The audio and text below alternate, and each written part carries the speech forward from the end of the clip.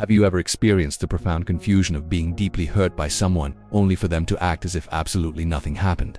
It's a disorienting, soul-shaking experience that can leave you questioning your own memory, your reality, and even your sanity. It makes no logical sense from your perspective, and that disconnect is incredibly painful. But this perplexing human dynamic is not without explanation. To truly understand it, we can turn to the profound insights of the renowned psychologist Carl Jung. Jung's work dives deep into the often hidden landscapes of the psyche. Today, we're going to explore this painful scenario through the lens of Jungian psychology, revealing the underlying dynamics that drive such behavior and, crucially, offering a path towards clarity and healing for you. That feeling of invalidation, of having your very real pain invisible to the person who caused it, can make you doubt everything you thought you knew about them and about yourself.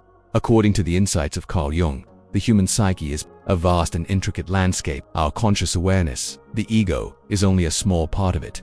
The ego strives to maintain a consistent picture of ourselves. It's the part that identifies with "I am this kind of person."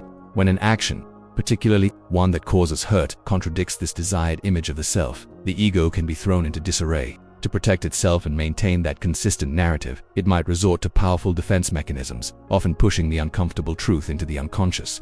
The persona, the face we present to the world, also plays a role. If someone's public persona is built on being kind or harmless, acknowledging an act of cruelty can feel like an existential threat to that carefully constructed identity. They might cling to the persona so tightly that the reality of their shadow, the unacknowledged or undesirable aspects of their personality, including the capacity to inflict pain, remains separate, denied, and lodged deep within the unconscious. This dissociation, while protective for their ego, is devastating for the person they've hurt. That memory, with all its sharp edges, the exact words, the precise sequence of events, the weight of those broken promises, it doesn't vanish into thin air. Instead, for the aggressor, it often retreats. It's pushed down deep into the vast reservoir of the unconscious. It resides there, sometimes intertwined with the shadow, those parts of the self that the ego refuses to acknowledge or integrate. Consciously recalling and owning these details would force the ego to confront a reality that drastically contradicts their chosen persona. It would expose the shadow's influence, challenging the very foundation of who they believe themselves to be, disrupting their self-image. This internal conflict, this war waged by the ego to protect its narrative, makes genuine acknowledgement incredibly difficult for them. They are, in a sense, disconnected from the reality of their actions, unable or unwilling to face the full picture of their own psyche as described by Carl Jung. This refusal to integrate the shadow and move towards individuation keeps them trapped in a cycle of denial. While they might not consciously retrieve these memories, they can manifest in other ways, perhaps subtly in dreams or symbols, hints from the unconscious trying to surface, fragments of the suppressed truth. For you, experiencing this denial, but as a profound form of invalidation, it leaves you questioning what truly happened, doubting your own memory, your own perception. Because if they didn't do it, or if it wasn't that bad, then perhaps you're the one who is flawed, who is overly sensitive, who is misremembering. This gaslighting effect is a direct consequence of their ego's fierce defense against confronting its shadow. They are so invested in maintaining their carefully constructed persona, the mask they show the world and themselves, that acknowledging the hurtful reality would shatter it. It's a desperate attempt to keep the unconscious at bay.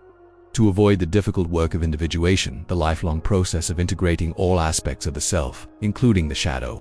For them, this denial is a twisted form of self-preservation, but for you, it's an emotional burden, an invisible weight from their unacknowledged reality. Sometimes, even in their denial, there might be subtle unconscious cues, almost like a synchronicity between your experiences and some hidden reality they refuse to see.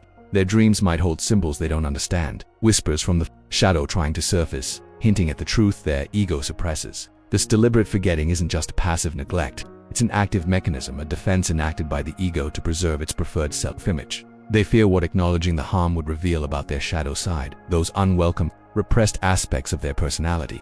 Confronting that darkness would require dismantling their carefully constructed persona, the pleasant face they present to the world, and perhaps even to themselves. Carl Jung understood that integrating the shadow is crucial for psychological wholeness, for moving towards the self through individuation.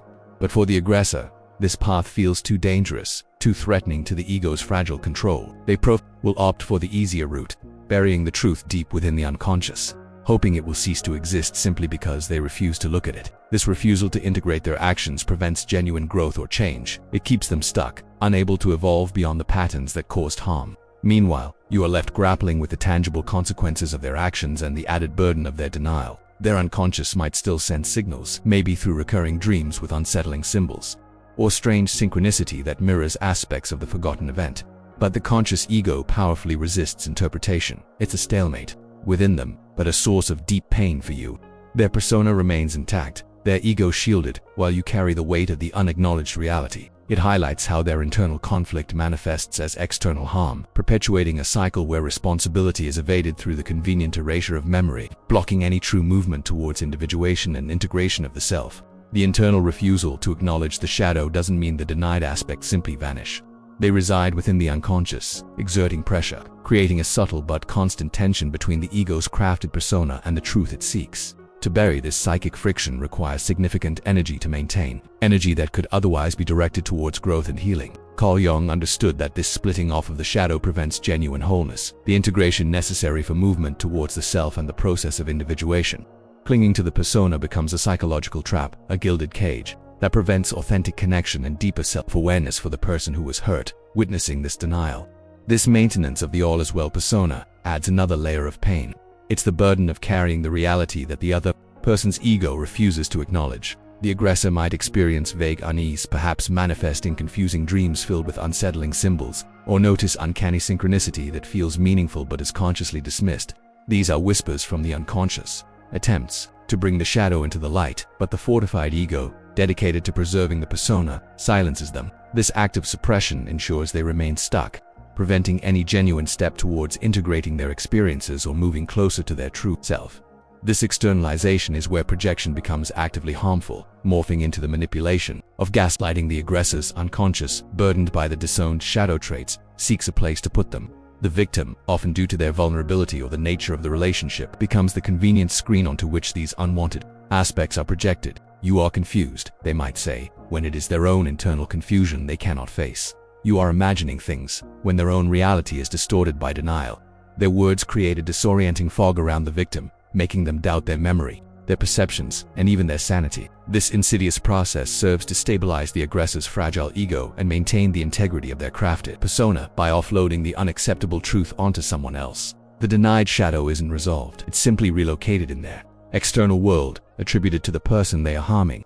This further entrenches them in their state of non-individuation, preventing any real integration of their unconscious material. The victim is left grappling with a distorted reality, questioning their own experiences and perhaps even internalizing the projected shadow aspects as their own flaws. It's a profound psychological injury, designed to dismantle the victim's sense of self by attacking the very foundation of their reality. The aggressor's desperate attempt to avoid confronting their own unconscious material, their own shadow, comes at the immense cost of another person's psychological well-being. This manipulation is a barrier not only to the aggressor's growth towards their self, but also a direct attack on the victim's ability to navigate their own path of individuation and trust their own perceptions. The attack on the victim's sense of reality leaves them adrift. Their previously stable ego structure is challenged, making it difficult to trust their own judgment. The silence becomes a void that the victim feels compelled to fill, often by desperately seeking validation or explanation from the aggressor, who of course withholds it. This constant search for answers that never come reinforces the victim's confusion and sense of powerlessness. They may start to doubt their own memories, their own interpretation of events, wondering if their persona is somehow flawed or if a part of their own shadow is causing this distress. Carl Jung understood how crucial it is to integrate the unconscious. This manipulation actively prevents such integration, forcing the victim's conscious ego to grapple with a reality deliberately obscured. They may turn inward, scrutinizing their own motivations or perceived failings, trying to understand what they did to deserve this treatment. This internal focus, while potentially leading towards confronting their own shadow in a healthy context, is here twisted into self-blame. They are driven away from their true self, pushed into a labyrinth of self-doubt and distorted perceptions, further complicating their path towards individuation. The aggressor's manipulation not only projects their own shadow but also forces the victim to confront a distorted version of their own internal world. This disharmony can even manifest in their dreams, filled with confusing symbols reflecting the psychological turmoil. There's no healthy synchronicity here, only a disruption of the natural flow towards wholeness. A betrayal of the self. Archetypes of the wounded or lost figure might dominate the victim's inner landscape. This constant state of seeking external validation prevents the victim from truly engaging with their own inner world, hindering the crucial work of understanding their unconscious. Their weakened ego struggles to process the confusing reality presented by the aggressor, whose manipulation actively prevents them from connecting with their authentic self. Instead of progressing towards individuation, they remain stuck, their persona often adapting in desperate attempts to elicit a positive response. This dynamic ensures the victim remains dependent, their focus fixed outward, away from the rich landscape of their own psyche. The aggressor, perhaps unconsciously acting out their own shadow material, maintains control by keeping the victim perpetually off balance. This lack of resolution creates a psychological stasis, disrupting the natural flow towards wholeness and making any sense of positive synchronicity feel impossible. The symbols in their dreams may continue to reflect this trapped state, mirroring archetypes of vulnerability or pursuit. Carl Jung's work emphasizes the journey inward. This manipulation is a deliberate obstacle to that journey. The constant undermining by the manipulator erodes the victim's ego strength, making it harder for them to differentiate their authentic self from the projections thrust upon them. This keeps them entangled in the manipulator's web, preventing any true engagement with their deeper unconscious. Their persona becomes increasingly distorted, a shield built not for authentic interaction but for appeasing the aggressor and navigating the chaos. The aggressor, operating perhaps from a place of unconscious shadow material they refuse to acknowledge, masterfully keeps the victim from finding psychological footing. Any potential for meaningful synchronicity, those moments when the outer world resonates with inner truth, is blocked by this pervasive manipulation. Instead, the victim experiences a disarray, making it difficult to interpret the symbols arising in their dreams, which often mirror their trapped state and the archetypes of powerlessness they feel subjected to. This pattern actively works against the process of individuation, the lifelong journey Carl Jung described towards integrating the various parts of the psyche. The manipulator, consciously or unconsciously, thrives on this disruption, maintaining their position of avoiding accountability by keeping the victim off balance and focused externally. This psychological inflation in the manipulator creates a rigid structure around the ego, making it feel like a fragile shell that must be fiercely protected. Apologizing isn't just admitting fault. It's perceived as a catastrophic deflation, a collapse of the entire carefully constructed persona. It would mean confronting the very shadow aspects they work so hard to project onto others, their own inadequacies, fears, and vulnerabilities. For Carl Jung, acknowledging the shadow is crucial for growth, but for the inflated ego, this feels like death. The unconscious contents, the painful archetypes of shame or failure, are kept locked away. Admitting error would risk unleashing these forces, disrupting the false sense of self. This fear prevents genuine individuation for the manipulator, trapping them in a repetitive pattern where they must constantly reinforce their inflated ego. By diminishing others, there is no room for synchronicity or the gentle guidance of dreams and symbols. Everything must fit within the narrow, controlled narrative their ego demands. The rich potential of the unconscious remains untapped, replaced by a desperate need for external validation to prop up the fragile structure. They actively construct a new version of events, one where they are absolved of blame and the victim is at fault. This isn't just lying.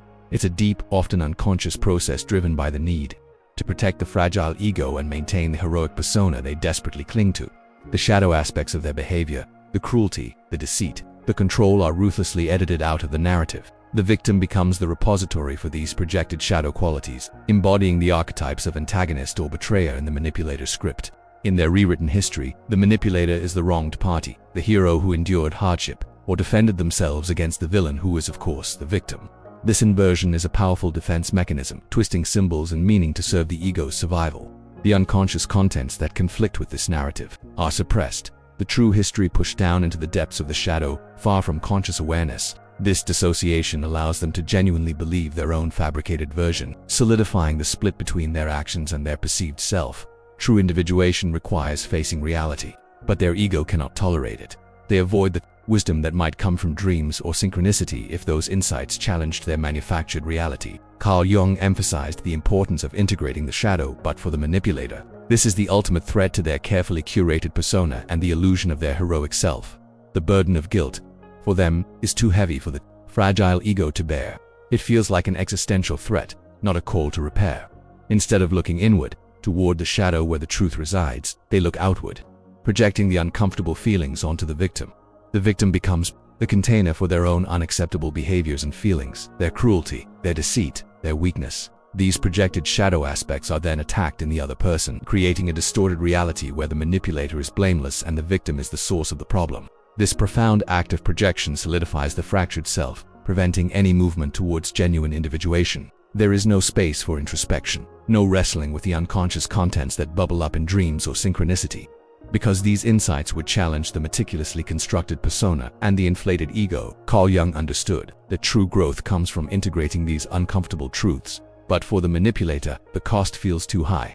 They remain trapped in a cycle of blame and denial, using the victim as a scapegoat to avoid the painful mirror of their own Shadow. The symbols of responsibility and connection are twisted into tools of control and deflection. This stands in stark contrast to the emotionally mature individual for whom guilt acts as a vital signal. For them, guilt is not a sentence but summons a call from the unconscious to acknowledge a boundary crossed, a harm inflicted, or a value betrayed. It's an internal compass pointing towards the need for repair and reconciliation, facilitating growth of the self. Ultimately, the core distinction lies in the courage to confront the contents of the unconscious, integrating the shadow instead of projecting it, dismantling the rigid persona and inflated ego to cultivate the true self. This is the challenging yet rewarding path toward individuation that Carl Jung illuminated. Listening to the subtle messages of symbols revealed in dreams and synchronicity, understanding the call of underlying archetypes, and responding to the guidance of conscience are not signs of weakness, but of profound strength. Embrace the introspective journey, even when it reveals uncomfortable truths. We invite you to share your own reflections on grappling with the shadow or insights gleaned from the unconscious below. If you consider yourself a deep thinker seeking profound understanding, subscribe to our channel now and activate notifications to join this exploration.